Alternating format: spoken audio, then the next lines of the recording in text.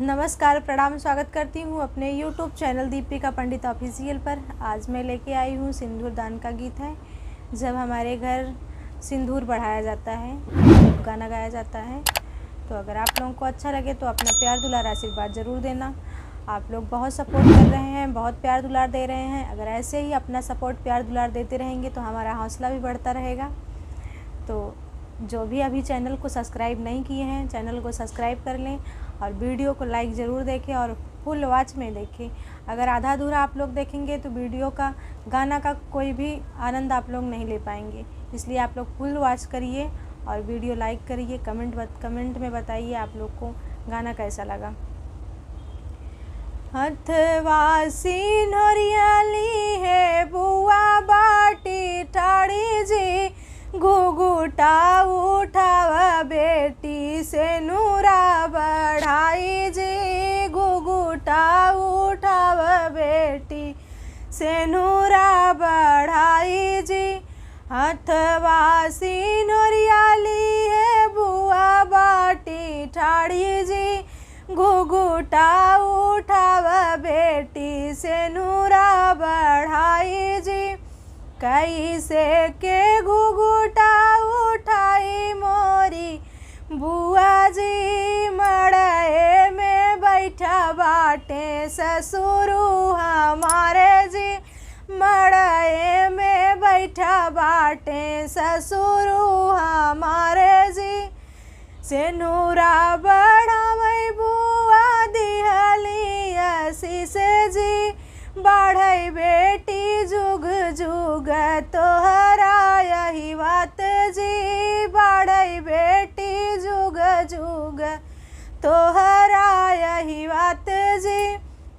हथवा से नूर वाली है भाभी बाटी ठाड़ी जी, घुघुटा उठावा ननदी से नूरा बढ़ाई जी, घुघुटा उठावा ननदी से नूरा बढ़ाई जी।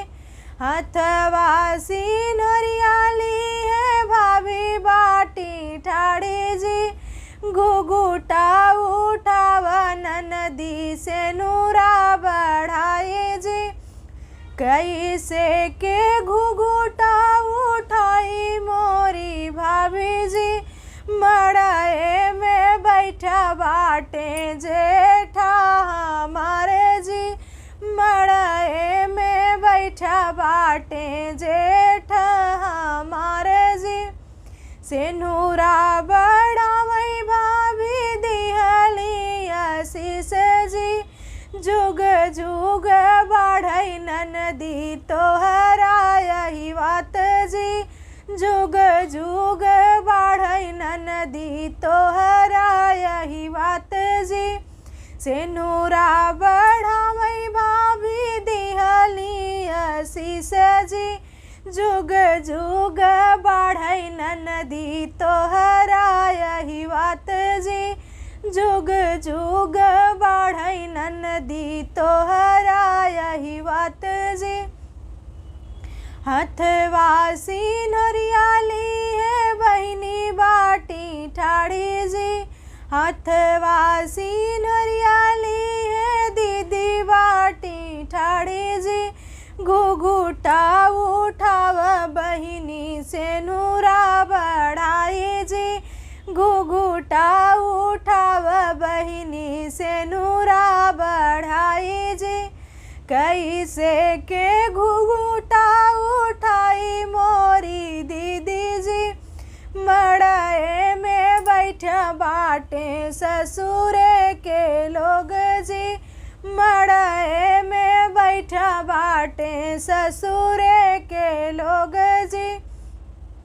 कैसे के घुघुटा उठाई मोरी दीदी जी, मड़ाए में बैठा बाटे ससुरे के लोग जी। सेनुरा बढ़ावई दीदी दिहली आशीष जी, बढ़ई मोरी बहिनी जन्म जुग यही बात जी, बढ़ई बहिनी जन्म जुग यही बात जी।